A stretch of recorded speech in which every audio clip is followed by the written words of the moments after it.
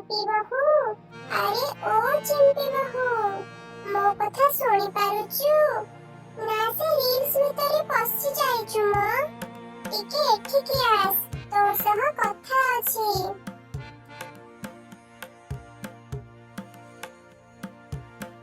हाँ हाँ ओह मां कोन होइछि। अरे चिंपी बहू हमर पांपड़ सुखा हबनी की नुआ नुआ आलू तो अमर होइछि सेथिरे पांपड़ बनाई की सुखा पाख पड़ोसी घरे समस्त पांपड़ सुखाइलेनी।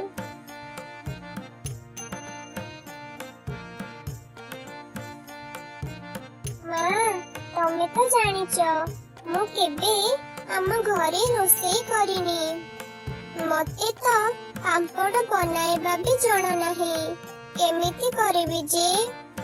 अरे मु बताई देबी तो प्रथमे आलू को कुकर रे सिझाई दे तापरे मु बताई देबी केमिति कोन करिबु जे।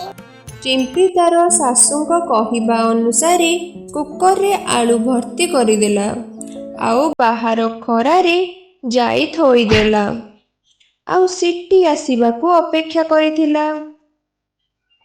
କିଛି ସମୟ ଗଲା ପରେ ଚିମ୍ପିର ଶାଶୁ ଆସିଲେ ଆଉ ଚିମ୍ପିକୁ କହିଲେ, କଣ ଚିମ୍ପି ବାବୁ ଆଳୁ ସିଝିଲାଣି କି ନାହିଁ? ମା ମୁଁ ତ ସିଟିକୁ ୱେଟ୍ କରିଛି କେତେବେଳେ ଆସିବ ଯେ। କଣ ଏଯାଏ ସିଟି ଆସିନି ତୁ କୋଉଠି ସିଝାଇଛୁ କି?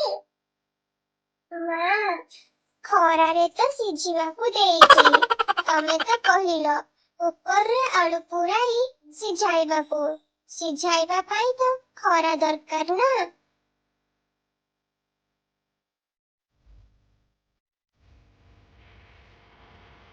हे प्रभु जगन्नाथ मते टिपिए पानी रे मारी देउनो काहेकि कि बेळारे ए चिंपी को बहु पड़ी आनिली के जानी आलो हुंडी से कुकर को गैस रे किंबा चूल्ही रे निया जाई देई थांतु छाड़ मु आलो सिझाई देउची तू आलो काम कर।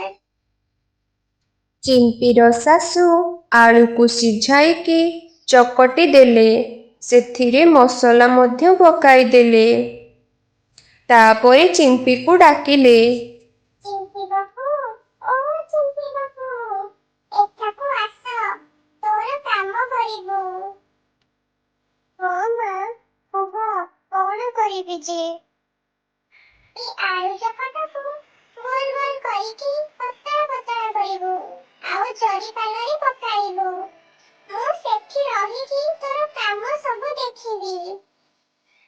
ଚିମ୍ପି ଜରିପାଲ ଆଣି ଖରାରେ ପକାଏ। ତାର ଶାଶୁ ତାକୁ ଯେମିତି ବତାନ୍ତି ସେ ସେଇଭଳି ପାମ୍ପଡ଼ ପକାଏ। ସାଙ୍ଗମାନେ କେହି ବି ପ୍ରଥମରୁ କିଛି ଶିଖି ନଥାନ୍ତି ତାଙ୍କୁ ଅଭ୍ୟାସ କଲେ